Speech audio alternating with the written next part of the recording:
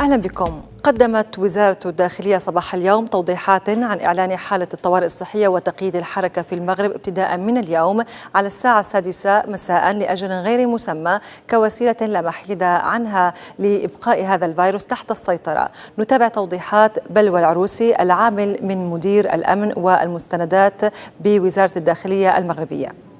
مطلوب من جميع المواطنين وكما جميع العلماء والمختصين الصحيين كيوصيو ذلك هو الالتزام بمنازلهم لتفادي نقل الفيروس الخطير. انطلاقا من هذا اليوم السلطات العموميه اتخذت الاجراءات اللازمه باش تنفذ هذا القرار ديال حاله الطوارئ، ومن بين هذه الاجراءات انها غتسهر على منع التنقلات الغير الضروريه والسماح فقط للتنقلات اللي لازم انهم يقوموا بها المواطنين، سواء من اجل ضمان السير العادي للاقتصاد الوطني وايضا للادارات العموميه الضروريه والمصالح الجماعيه الضروريه، وفي نفس الوقت السماح ايضا للمواطنين من اجل قضاء بعض المآرب الشخصيه الضروريه والملحه والمستعجله التي لا يمكن لها الانتظار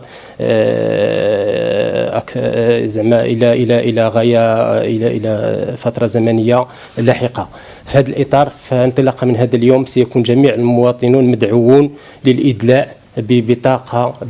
تسمى شهادة أوراق رخصة المرور أو رخصة يتم استعمالها من طرف المواطنين ويدلون بها الأعوان المراقبة الذين سينتشرون في الشوارع والطرقات، وهذه الشهادة ستوزع على جميع المنازل في المملكة المغربية انطلاقا من صبيحة يوم الجمعة 20 مارس 2020 من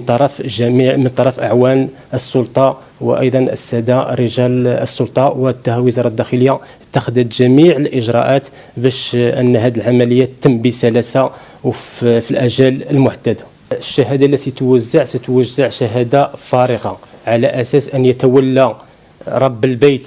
أو الزوجة أو جميع البالغون المتواجدون تحت سقف واحد تعبئتها من خلال الإشارة إلى العمل الذي يجب التوجه إليه أو إلقاء الحاجة التي ينوون قضاءها أو الحاجة المستعجلة. أؤكد مرة أخرى أنه يتعلق الأمر فقط بالحالات والحاجات المستعجلة، لأن الهدف الأساسي هو البقاء في المنازل والمكوث في المنازل، فستعبأ من طرف هؤلاء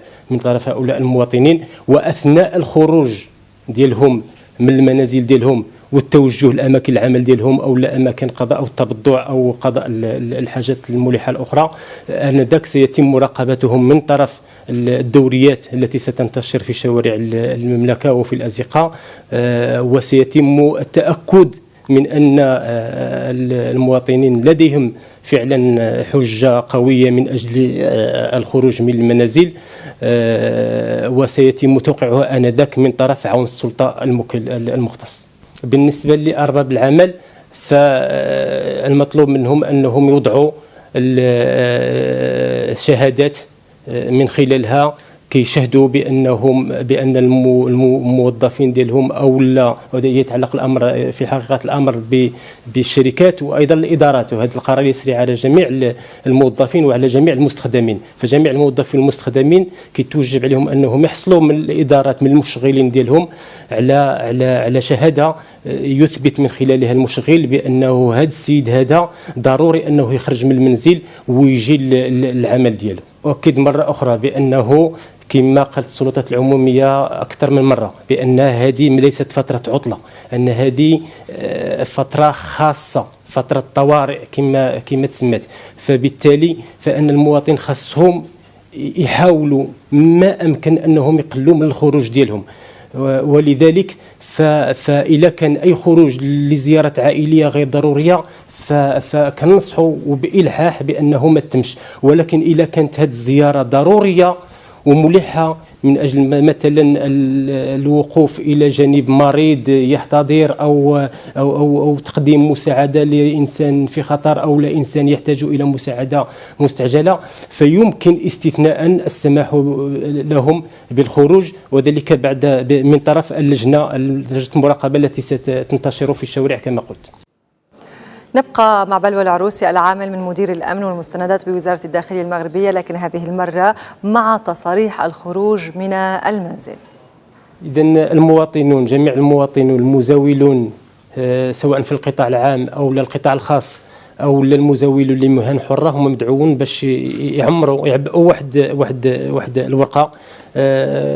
بالاسم والعنوان وأيضا الغرض من الخروج من المنزل، واللي كيهم بعض القطاعات المحددة في بلاغات السلطات العمومية. ما تم الإعلان عن ذلك عبر البلاغات الرسمية، فتم استثناء مجموعة من القطاعات الحيوية من المنع من تحركات الصعيد الوطني، من تحركات الاشخاص. وهذه القطاعات الحيويه الضروريه تم الاعلان ديالها والتفصيل ديالها، وستعمل السلطات العموميه على انها تراجعها كلما دعت الضروره الى ذلك على حسب التطور الوضعيه الوبائيه وايضا التطور الوضعيه الاقتصاديه. فاريد ان اؤكد بان هناك نوعين من الرخص. الرخصه الاولى بالنسبه للادارات العموميه والقطاع الخاص المهيكل، هؤلاء سيقدمون رخصه او شهاده لمستخدميهم من خلالها يشيرون إلى ضرورة حضور هؤلاء إلى مقرات عملهم. وبالنسبة للرخصة الثانية وهي الرخصة الخاصة بالأعمال الحرة وأيضا بالقيام بالحاجات قضاء الحاجات الضرورية للمواطنين مثل التبضع إلى آخره وأيضا الاستشفاء. فهاد الرخصة اللي كتشوفوها هنايا هي اللي كيتم التوزيع ديالها الآن من طرف أعوان ورجال السلطة، واللي سيتم الملء ديالها من طرف الشخص البالغ الذي ستسلم إليه، واللي من الواجب عليه أنه يقدمها لدى كل مراقبة لدى الحواجز التي ستكون في وسط المدن وأيضا في مخارج المدن. هذه الشهادة اون فوا كتعمر راه كتبقى صالحة طولة المدة حالة الطوارئ الصحية، يعني أن المواطن سيعبئها